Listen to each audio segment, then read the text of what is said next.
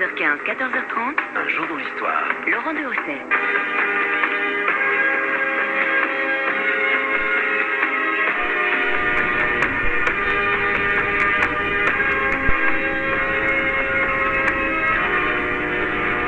Nous sommes au IIe siècle de notre ère en Grèce ancienne. Lucien de Samos, auteur satirique, met en scène mère et fille dans son dialogue des courtisanes. Je vais te dire ce que tu dois faire et comment tu dois te comporter, me dit Crossbill à sa fille Corinne. En effet, c'est là notre seul moyen de vivre et tu ne peux pas savoir comment nous avons vécu misérablement depuis la mort de ton père.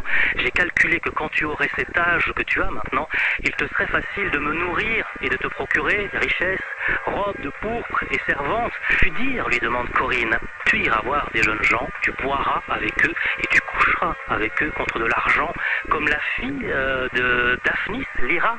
Mais c'est une prostituée, ce n'est pas si terrible, tu deviendras riche et tu auras de nombreux amants. Pourquoi pleures-tu? Les prostituées sont nombreuses et recherchées, elles gagnent beaucoup d'argent. J'ai vu la fille de Daphnis couverte de guenilles quand elle était enfant et je la vois maintenant avec ses bijoux, ses robes de couleur et ses 4 servantes. Alors qui sont les prostituées dans la Grèce antique? Dans quelles conditions pratiquent-elles, ou ils d'ailleurs, leur activité? Comment la prostitution est-elle considérée? C'est l'amour. La première, 13h15, 14h30. un jour dans l'histoire. Selon une légende, le temple d'Aphrodite aurait abrité à lui seul plus de 1000 prostituées sacrées. On raconte même qu'une loi de Babylone obligeait toutes les femmes du pays à se rendre une fois dans leur vie au temple de l'amour pour s'y livrer à un inconnu. Voilà un court extrait d'un documentaire qui s'appelle Une histoire de la prostitution et nous allons revenir sur cette histoire-là en Grèce antique avec Violaine Vanoyek. Bonjour. Bonjour. Vous êtes historienne, romancière et l'auteur aujourd'hui, ouvrage qui paraît aux éditions Encre Bleue, La prostitution dans la Grèce antique. Alors, Violaine Vanoyek, la conception de l'amour chez les Grecs anciens a considérablement évolué au cours des siècles, c'est ce que vous rappelez dans votre livre, alors qu'à l'époque d'Homère, au 8e siècle avant Jésus-Christ, la femme occupe une place plutôt privilégiée. L'amour grec, comme vous le nommez dans votre ouvrage, c'est-à-dire l'amour entre deux hommes, va prendre beaucoup de place. Alors, on va voir pourquoi et comment les femmes ont perdu un peu leurs privilèges, mais tout d'abord, qu'entend-on exactement par amour grec? Il y a des codes, hein? Oui, alors, vous l'avez très bien dit, aux époques, c'est-à-dire avant le 5e siècle avant Jésus-Christ, dont je parle surtout, et c'est là où se développe l'amour grec, on va dire, eh bien, la femme, curieusement, était plus libre. On retrouve cette liberté et cette protection aussi. Elle était protégée par la loi à l'époque égyptienne. Alors, l'amour grec, il a l'air de se développer surtout au départ dans tout ce qui est sportif, c'est-à-dire dans les gymnases où un généralement entraîneur plus âgé que ses élèves eh bien, prend sous sa coupe un jeune garçon, un jeune athlète et va l'initier au sport, mais pas essentiellement au sport, au point que d'ailleurs eh bien, les Grecs sentent la nécessité de faire voter des lois pour que les soient accompagnés par leurs parents dans les gymnases et que les parents viennent également les chercher. Donc, on va dire, malgré cette protection, eh bien, l'amour grec, vous le savez, se développe notamment avec l'influence des philosophes Platon et autres qui estimaient que l'amour entre hommes était bien supérieur à l'amour d'un homme avec une femme. On a essayé également d'expliquer cette banalisation des relations amoureuses par une donnée démographique. Il y aurait eu moins de femmes, le nombre des femmes n'était pas assez important. Alors, ça, ce sont des tentatives d'explication, on va dire, qui sont un petit peu hypocrites. Non, en fait, la réalité, c'est que effectivement, quand on lit les textes des philosophes de cette époque ou des historiens, des écrivains, eh bien, on fait très peu allusion à la femme, et quand on fait allusion à elle, c'est pour dire qu'elle n'a pas le droit d'aller sur la place publique, qu'elle doit sortir de servante, ou bien qu'elle doit manger à l'écart des hommes dans un gynécée. Mais la réalité est différente et les trouvailles iconographiques récentes montrent justement que la société n'était pas réellement celle-ci. Et c'est surtout ça d'ailleurs qui m'a ainsi écrire ce livre, si je puis me permettre. Alors on va évoquer tout à l'heure avec vous la prostitution féminine, mais la prostitution masculine existe aussi, elle n'est pas rare dans la Grèce. Les jeunes garçons vendent leur corps pour de l'argent, mais pas que pour de l'argent d'ailleurs, hein.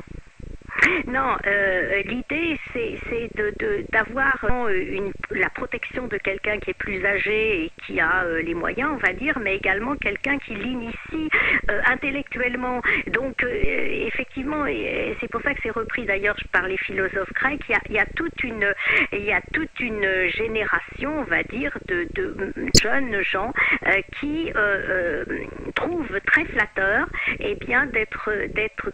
de rentrer comme ça dans la maison de quelqu'un privilégié.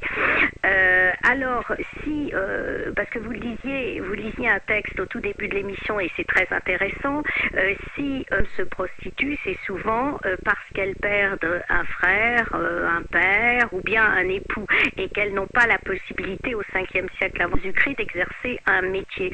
On verra une évolution quand on arrive vers la Rome antique au 1er siècle où elles peuvent être avocats, professeurs, etc.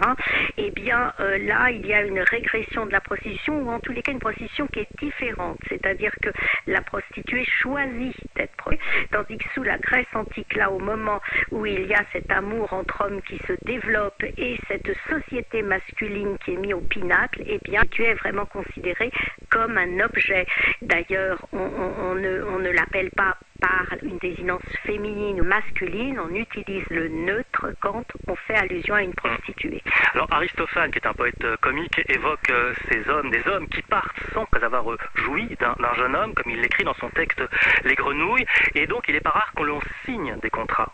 Oui, alors effectivement, que ce soit homme ou que ce soit avec une femme, on signe des contrats. On signe presque toujours des contrats, que ce soit pour une journée, que ce soit pour une heure, que ce soit pour soit pour plusieurs années.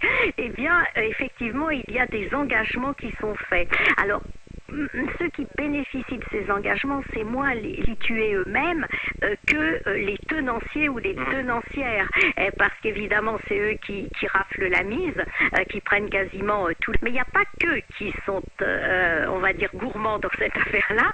Il y a également l'État qui a des taxes, qui crée des taxes de plus en plus élevées d'ailleurs, pour avoir la mainmise sur cet argent. Et curieusement, alors que les prostituées, garçons ou filles, ne sont pas reconnues en tant que personnes, là on se souvient d'eux quand il s'agit de payer. Ouais.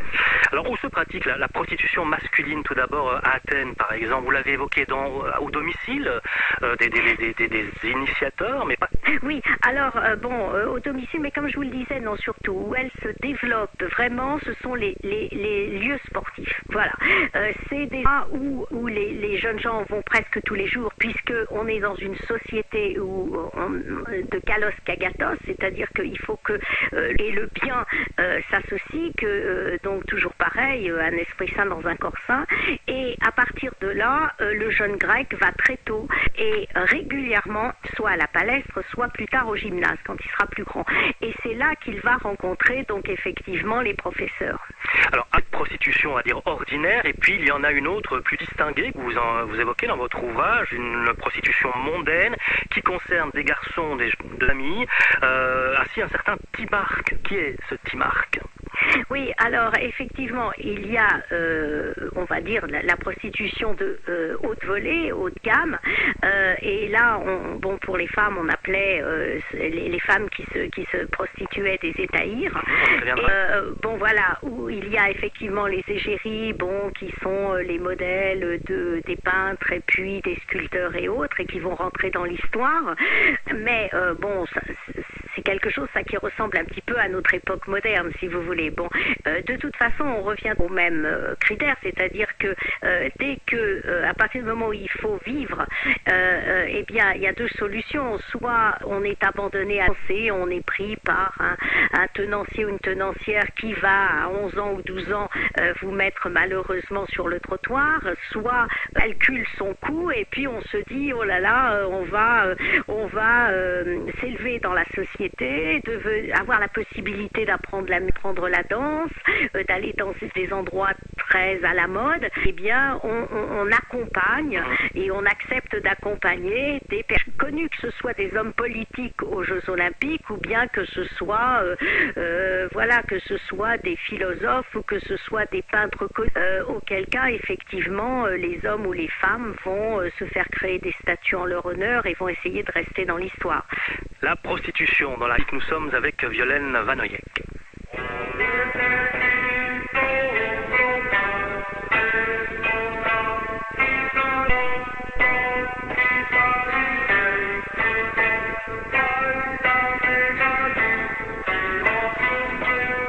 Tu as trouvé une loi pour tous les hommes. On rapporte que tu fus le premier à prendre cette mesure démocratique et salutaire, en voyant dans notre ville de très nombreux jeunes gens subir les uns de la nature et s'égarer dans la luxure. Tu as acheté des esclaves et tu les as installés dans plusieurs quartiers en les préparant et en les mettant à la disposition de tout le monde.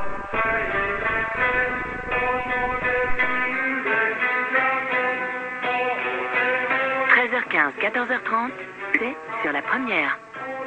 Un extrait du texte du philosophe Philémon, les Adelphes. Alors en Grèce antique, Violaine Vanoyek, les eunuques aussi du nombre des prostituées, là c'est un sort extrêmement cruel. Oui, oui, c'est un sort extrêmement cruel parce que effectivement, ils sont obligés de se plier en fait à tout ce qu'on leur demande de faire et ils sont, on va dire, complètement exclus de la société.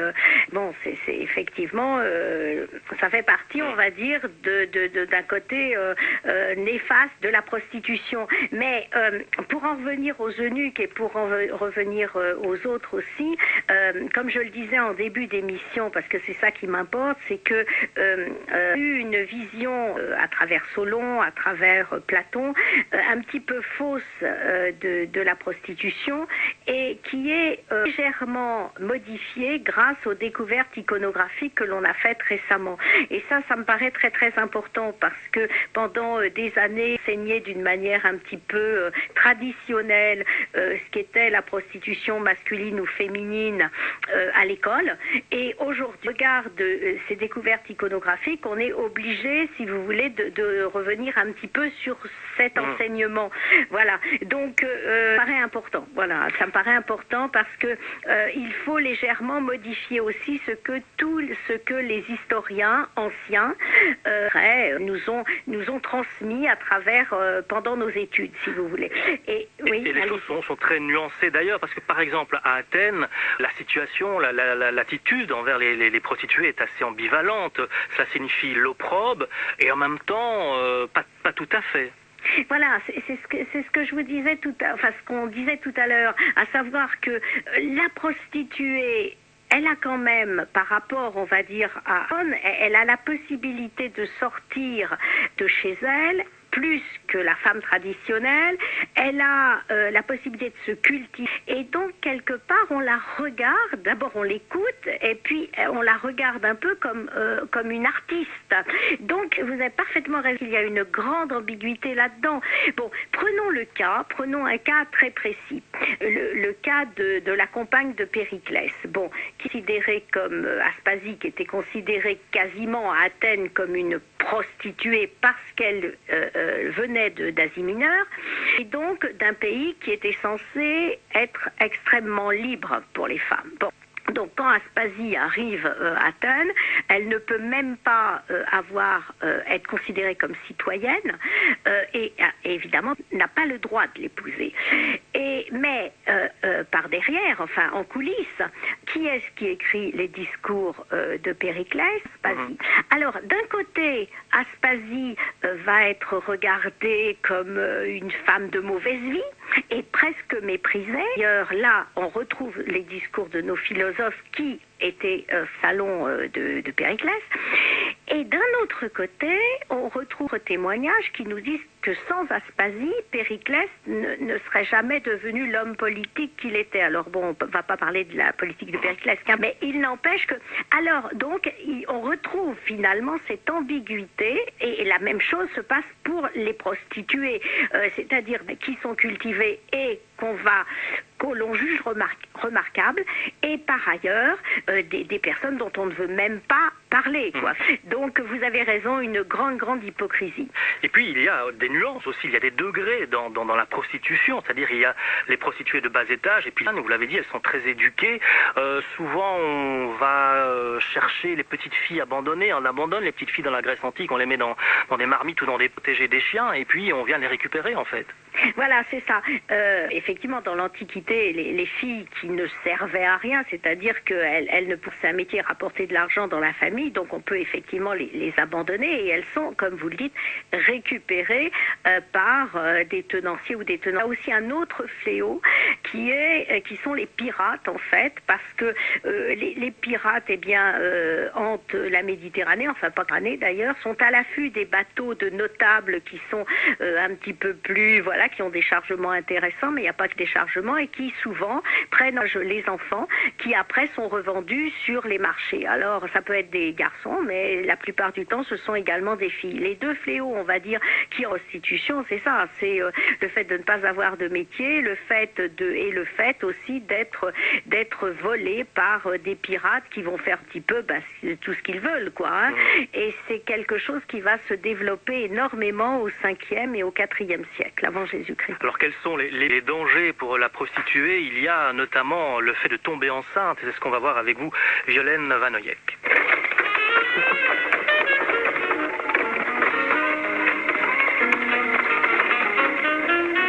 Ça va, Lucette? Dis donc, il y en a, faut se les faire.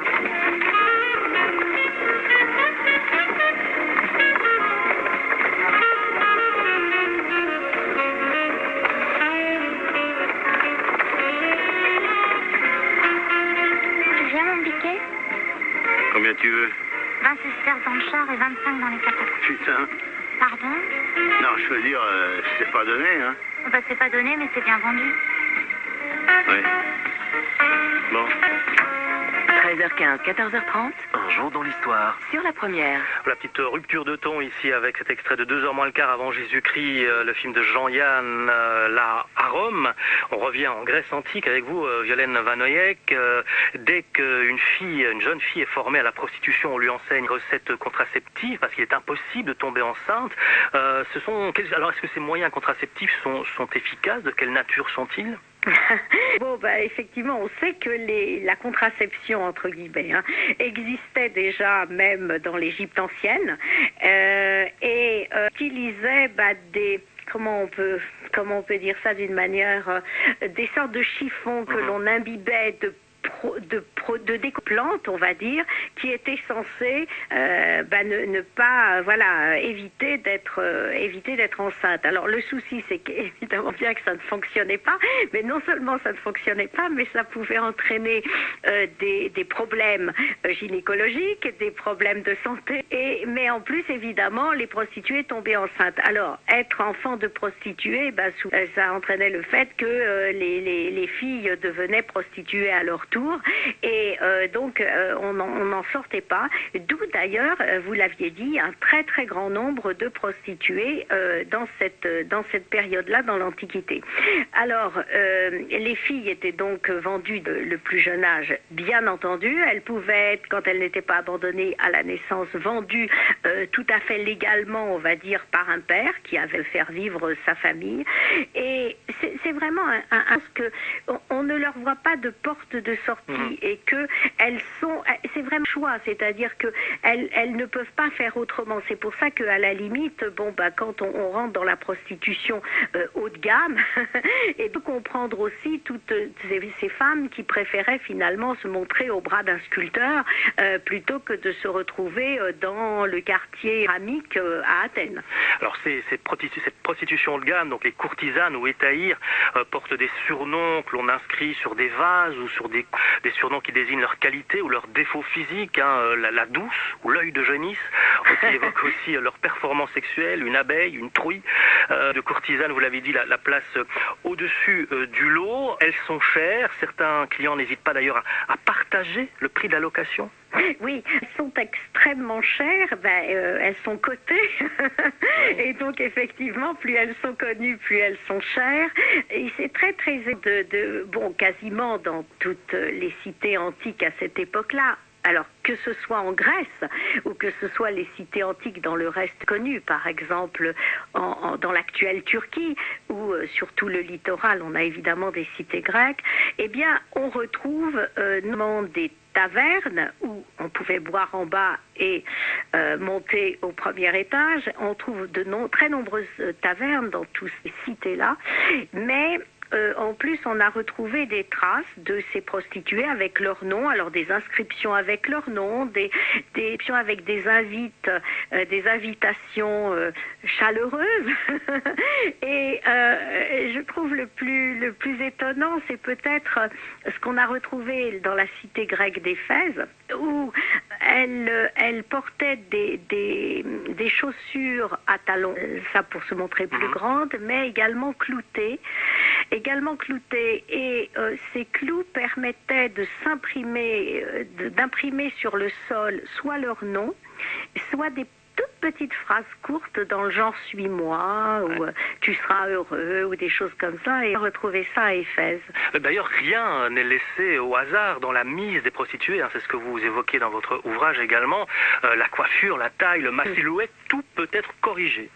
Ah oui, les prostituées sont des punks, hein. Elles peuvent avoir les cheveux verts, les cheveux rouges ou oranges, et tout ce qui peut attirer l'œil est bon à prendre. Et vous le disiez, le prix il est élevé, hein, puisque rien que pour donner une idée aux auditeurs, Laïs est une prostituée qui était très célèbre et qui avait notamment comme amant Démosthène, et elle demandait 10 000 drachmes en sachant que avec une drachme on pouvait acheter un mouton, donc c'était déjà, elle pouvait s'acheter un bon troupeau. Et alors évidemment là aussi ça dépend, on le disait, de la notoriété. Les vrais, les connus, hein, les vrais prostituées connues, les vrais étahirs connus, sont restés vraiment dans l'histoire. Ouais. Alors il y a certaines femmes, certaines prostituées ne souhaitent pas dépendre d'une entremetteuse, d'une proxénète ou d'une tenancière ou d'un tenancier, qui souhaitent être indépendantes, et là c'est très compliqué pour elles. Alors, c'est-à-dire que c'est pas compliqué au début, parce que quand elles sont... Enfin, c'est compliqué déjà de gagner son indépendance, mais une fois qu'elles ont leur indépendance, c'est pas trop compliqué au départ, parce qu'elles restent belles, etc., donc il n'y a aucun souci, mais ça devient plus compliqué très rapidement, d'autant que l'espérance de vie était à l'époque d'une d'année, hein, 40-45 ans, et donc déjà, dès l'âge de 30 ans, elles ont un petit peu moins de succès que quand elles sont très jeunes, mais comme au début d'émission, déjà à 11-12 ans, elles commencent leur travail, si je puis dire. Vous le rappelez également dans votre ouvrage, la prostitution grecque est souvent liée à des judiciaires. On l'a dit, elles sont très chères, donc parfois les clients se partagent le prix, mais se disputent judiciaires autour de la prostitution qui sont évoqués par les textes. Oui, à partir du moment qu'il y a des contrats, effectivement, il faut que les contrats soient respectés. Et donc, effectivement, si une prostituée par un homme, et si par hasard, bon, il y a surbooking, si par hasard la prostituée a été plusieurs hommes par le tenancier, et donc le tenancier n'a pas respecté les contrats, il peut y avoir effectivement non seulement des rixes, des bagarres, des meurtres, hein, parce que quelquefois ça tourne mal, et puis il peut y avoir des procès dont on a d'ailleurs retrouvé trace, et dans ces cas-là, effectivement, n'étaient pas donnaient de très très fortes amendes aux tenanciers qui n'avaient pas respecté les contrats. En ce temps-là, la Grèce orgueilleuse et invincée, l'esclave de la beauté divine de Laïs, Eros l'engendra, Corinthe la nourrit, elle repose dans les plaines célèbres de la Thessalie. C'est l'exemple dans les siens d'une de ces courtisanes qui devient une véritable égérie. Nous sommes avec Violaine Vanoyek. Néhéra a 12 ans, jetée sur un marché aux esclaves par Nicarette, mère Macrel et esclave affranchie. Elle va lui apprendre tout ce que doit savoir une courtisane en matière d'hygiène et de faire son éducation sexuelle et l'initier aux arts et à la musique. Bien qu'elle fasse partie des courtisanes en vue, elle reste une esclave sans droit et susceptible d'être revendue. 13h15, 14h30. Laurent Dehaussais sur la première. Voilà un extrait du documentaire Le plus vieux métier du monde. Alors, Violaine Vanoyek, on a évoqué la prostitution, notamment à Athènes. Toutes les villes grecques n'ont pas la même attitude. Cette pratique mytilène sur l'île de Lesbos, dans la mer Égée, est réputée extrêmement corrompue. Oui, alors, et elle a gardé encore cette réputation parce que je sais que les personnes qui vont aujourd'hui quelquefois à Lesbos rappellent l'époque où elle s'appelait Mytilène. Alors, on parlait tout à l'heure en début d'émission, enfin vous parliez de Timarque, d'ailleurs je vous avais pas répondu exactement à ce que vous me disiez qui était Timarque, mais bon j'ai répondu indirectement. Donc ce garçon en fait de très bonne famille qui se prostituait dans la préadolescence et qui prenait à se prostituer. D'ailleurs, il a eu quelques procès. Alors, il se faisait passer pour un étudiant en médecine, mais en fait, il se prostituait et avec plaisir, on va dire lui c'est moi. Eh bien, à Mytilène, ce sont les femmes. Ce sont les femmes, donc, à Lesbos, donc, qui seraient la ville, on va dire, pas forcément des prostituées, mais déjà des lesbiennes. Et en plus, enfin, je reprends Lesbos lesbienne, hein, ça n'a pas de connotation péjorative. Et en plus, des femmes qui se prostituaient, mais avec d'autres femmes. Alors, il y a une école qui a entraîné un petit peu cette renommée, c'est l'école de Sappho. Sappho, qui était une merveilleuse poétesse dont on n'a retrouvé que des bribes de poésie et qui n'avait dans son école que de jeunes et belles femmes douées pour l'art. Et donc, tout est parti, on va là. Et à partir de ce moment-là, on a imaginé que Mytilène était ouverte à la prostitution, et la prostitution surtout entre femmes. Ouais, et en revanche, à Corinthe, la prostitution est vue comme une chose pratiquement sacrée. Ah là là, c'est absolument insensé. Corinthe reprend cette tradition de Babylone, enfin bon, eh bien, a créé, enfin pas a créé, mais a entre la prostitution sacrée sur l'Acro-Corinthe, donc la ville de Corinthe haute, et là, effectivement, on peut toujours aller visiter, si vous avez le courage de monter les marches, d'aller sur l'Acro-Corinthe et visiter cet ancien sanctuaire où les femmes vierges, forcément vierges, se prostituaient à corps de la famille et qui étaient vraiment vénérées, respectées parce que l'argent qu'elles gagnaient, grâce aux étrangers et aux marins qui étaient pour se prostituer avec elles, était reversé. Donc là, effectivement, c'est la prostitution sacrée. Et prostituée sacrée, c'était être une demi-déesse quasiment. Dimension quasi sacrée aussi, enfin vous allez me dire si je me trompe, à Péloponnèse où les hommes là se prostituent aussi avec, dit-on, beaucoup plus d'ardeur qu'ailleurs et peut-être avec plus de plaisir qu'à l'instar de Timarque. Oui, j'ai pas été vérifiée, mais effectivement, là, on a affaire à peu près à l'équivalent, on va dire, pour les hommes. À partir du moment où le clergé profite de cette prostitution pour encaisser l'argent, soi-disant, pour embellir les sanctuaires, eh bien, là, on a affaire effectivement à des prostituées, hommes ou femmes, qui sont protégés, qui sont admirés, et on retombe dans la fameuse hypocrisie dont vous parliez, dont nous parlions tout à l'heure, à savoir, c'est quand même extraordinaire qu'une femme ou un homme se prostitue en l'honneur d'un dieu et qu'après il puisse se marier, on va dire, et avoir une famille tout à fait normale, le mari soit fier de présenter sa femme comme une ancienne vierge prostituée dans un endroit sacré. C'est très curieux. C'est la question d'ailleurs que vous posez dans Violaine Vanoyek. La prostitution met-elle en péril, au fond, la famille traditionnelle grecque de l'Antiquité?